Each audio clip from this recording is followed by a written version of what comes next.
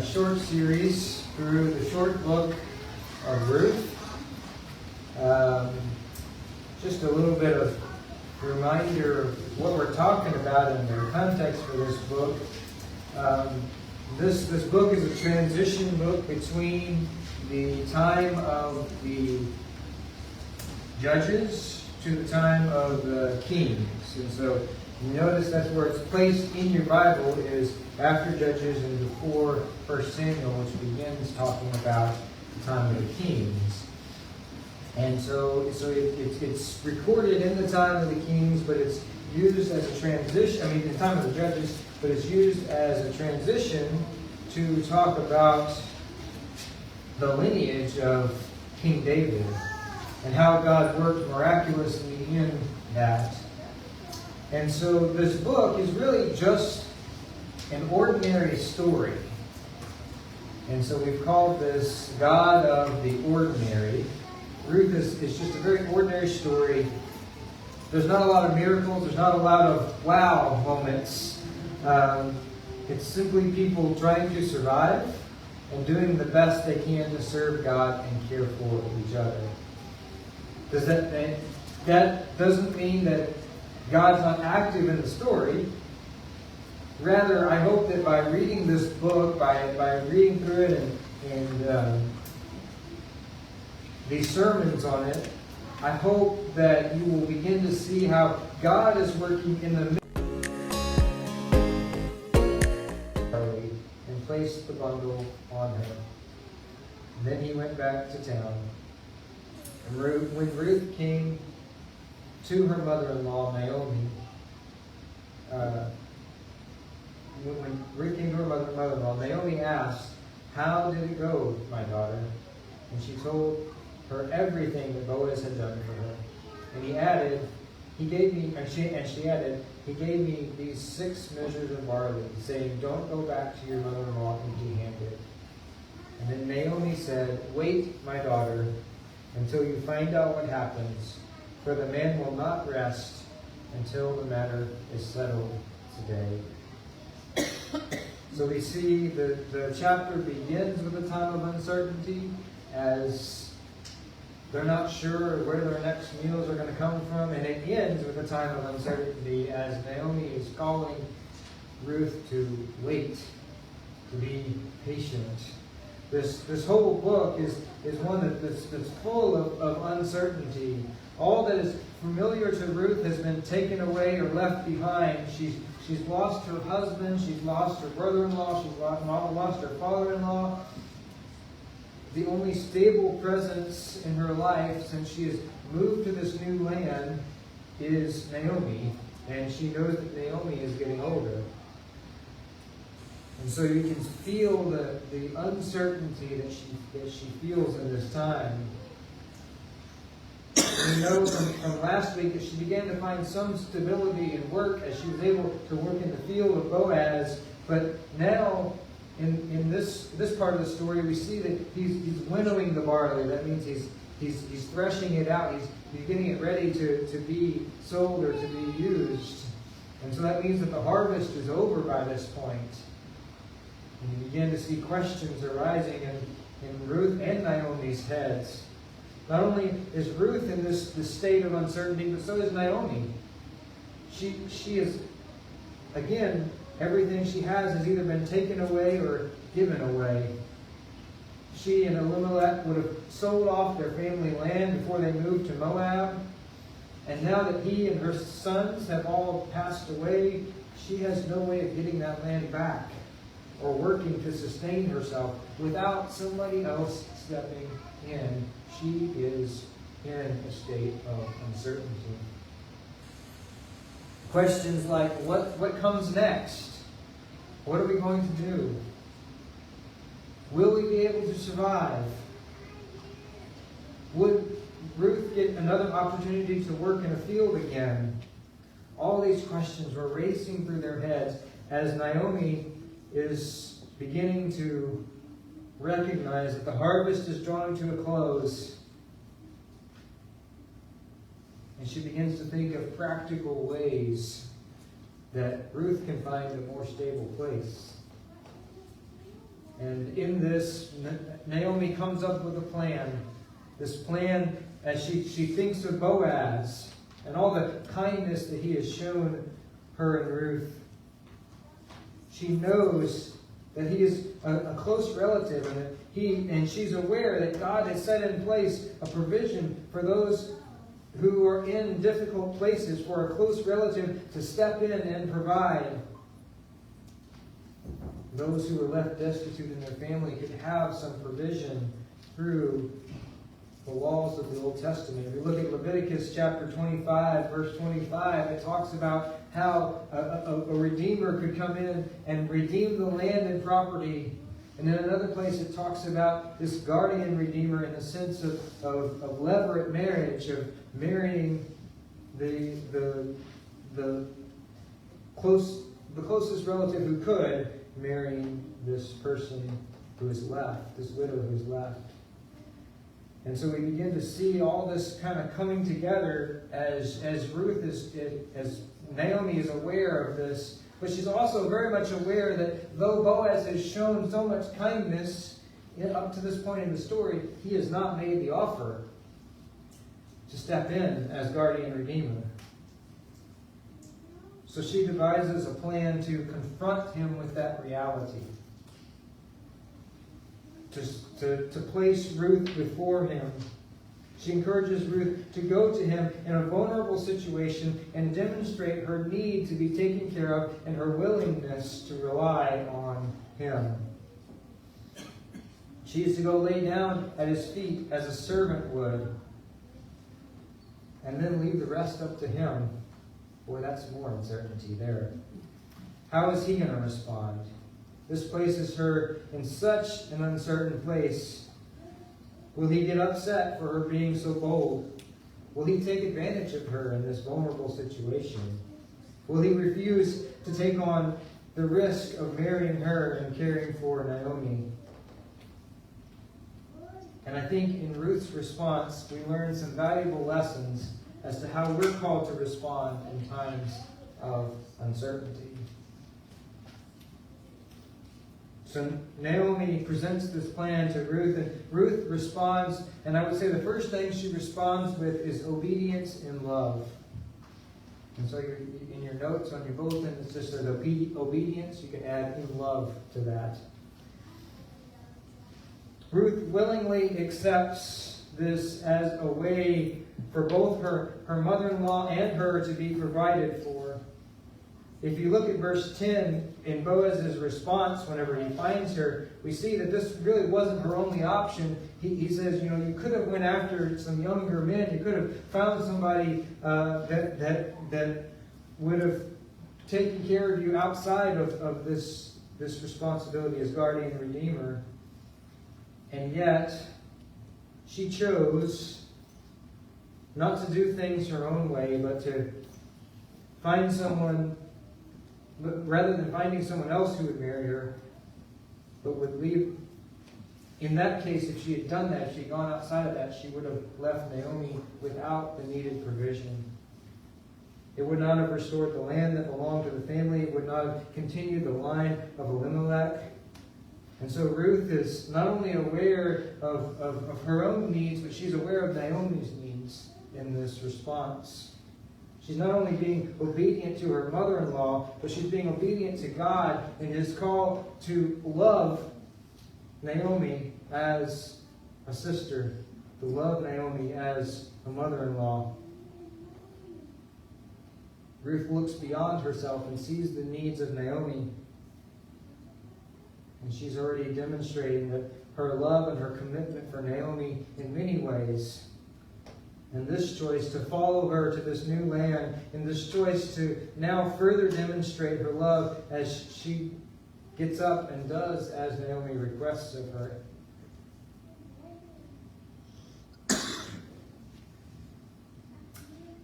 And not only do we see her responding with obedience and love, but we also see her responding with humility in action. Humility in action. Whenever she goes to the threshing floor and does as Naomi tells her to, and Boaz finds her, she keeps a humble attitude. Whenever he asks, who are you? She says, I'm your servant, Ruth. She lays down at his feet in the position of a servant. Humility is to not have too high a view of yourself. She recognized that her livelihood was in his hands at this point. She had learned much about humility on her journey. She had learned the humility that it took to be a foreigner in a new land, not accustomed to the language and the customs and the people. This can be a scary place when you're relying on others to understand these things.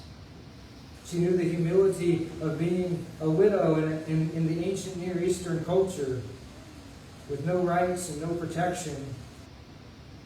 She knew the humility of having to ask someone else for help to survive. And I think if we're honest, these are the kinds of people that we often look down on, or we dismiss, or even despise, thinking, well, they got themselves into this mess. Yet the lessons of humility that we learn in times like this often bring us closer to the heart of Jesus. And so we see this in these difficult situations, the humility that grows within her. Biblical humility, however, doesn't hinder action. It goes along with the idea of meekness that we talked about on Wednesday, which is about having power under control. It's about knowing the reality of who you are in God and taking action boldly, taking action accordingly, with a humble view of ourselves. And she takes Naomi's instructions to go and do as she says, and then she takes it a bit further, and she actually boldly asks Boaz to provide the protection and help that she needs. He would have understood her question here to be a reference to levirate marriage. As a matter of fact, it's very interesting. The phrase that she uses, she says, spread the corner of your garment over me. And this literally translated would have been spread the wing of your garment over me. And if you go back to chapter 2, verse 12, remember Boaz's words here. He says, may the Lord repay you for what you've done. May you be richly rewarded by the Lord, the God of Israel, under whose wings you have come to take refuge. And so it's very likely that Ruth was pointing to Boaz and saying, remember what you told me? Remember you said that I was going to have rest in the wings of God? And she's now challenging him to do his part to help provide that for her. And so she asks him to spread the wing of his garment over her. And she is saying, you've said that God will protect me. Now do what is in your power to make that a reality. And so we see this humility in action with her. That she is willing to step out boldly, but with humility. And then we also see that she's trusting in God's shaping power. We see her trusting that God is going to shape Boaz's heart as he responds to her and as she has to wait and trust him. He responds with a comforting tone. Notice what he says. He says he blesses her and he calls her daughter. And this would have put her mind at ease as he responded with softness. As he responded with a kind tone, yet at the same time, more uncertainty arises as he reveals that it's not his choice to make, because there's a closer relative who has the responsibility of being their kinsman redeemer, to redeem both Ruth and the land that belonged to Naomi's family. And he responds with integrity and wisdom. as he tells her that he will do what she says and redeem her, but first he has to check with this other man. He tells her to stay the night. We're not sure exactly what his reasoning was for this, but most likely it was for her protection. It was already late at night, and returning home in the morning would be safer. And plus, if somebody found her there at night in a place where she wasn't supposed to be, he was able to take responsibility and say, I told her she could stay. And so he shows care for her in this very confusing and uncertain time. He goes above and beyond, sending her home with grain once again for her and her mother-in-law to be able to survive. And then when she does return home and relay all that happened on the threshing floor, Naomi responds by encouraging her to wait. This is a waiting with expectation. It's a form of trust. They had seen the kindness that he had previously showed them, and they were able to wait with confidence that he would handle it in an honorable way. So they sit once again in uncertainty as they learn to trust God's shaping power in the heart of Boaz and his hand of guidance over the conversations that would happen the next day, as they wait and see what is going to happen. Now, I can't come to a close in this story without pointing to the fact that this story ultimately points to Jesus. We're going to see next week how the story redeems the direct line through which Jesus was born. But even beyond that, the actions here today point to the greater picture of what Jesus has done for humanity. The practice of kinsman redeemer seems a bit odd to us in our Western minds. We're not nearly as tied to family lines and to property as they were. Yet it paints a picture of Jesus' sacrifice on the cross in these pages. Just as the kinsman redeemer was someone who was an outsider of the same line, who steps in to pay the price to restore what belonged to a person, we see Jesus in such a bigger and more powerful way as an outsider, as God in the flesh, who became humanity for us to step in and pay the price that we could not pay, to redeem us in a completely new and powerful way, to pay the price that lost humanity could not pay. And to provide a personal connection with our Creator God.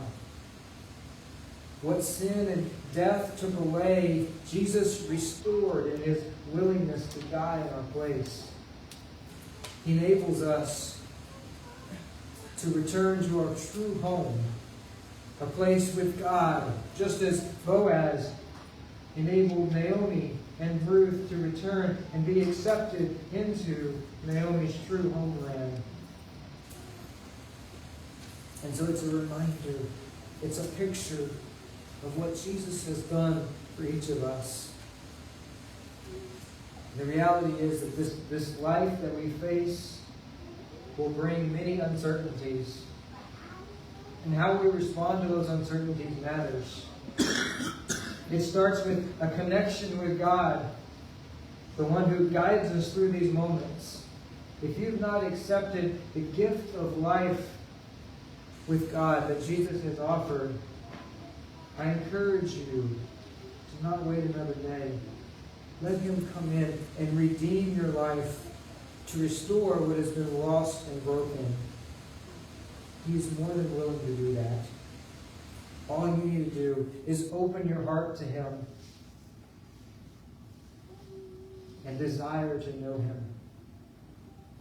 If you do know Jesus today, I hope that you're encouraged to walk through times of uncertainty in your life And as you do, to know that God has not left you in these moments. Rather, He's working to build in your life obedience and love, humility and action, and trust in His shaping power.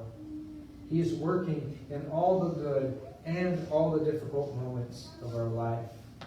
We're going to sing a song here in just a moment. And I want to give you that chance to respond. Remember, God is working in every moment of your life. In the extraordinary times, in the ordinary times. In the times where we feel like we're on a mountaintop close to God, and in times where we don't feel Him at all. In the times where we don't know if we can trust Him. He is still working to make us like Christ. Amen. And we've talked about this on Wednesday night, and I really like the example of this coil in which we go through life like this. We've got the ups and we've got the downs, but we're constantly able to move towards Christ in those times. And so I encourage you to see God working in every moment. Once again, if you haven't accepted Christ, I encourage you to come up. We'd love to pray with you. We'd love to talk with you. And if you have, I hope that you can see that God works in the midst of your uncertainty today.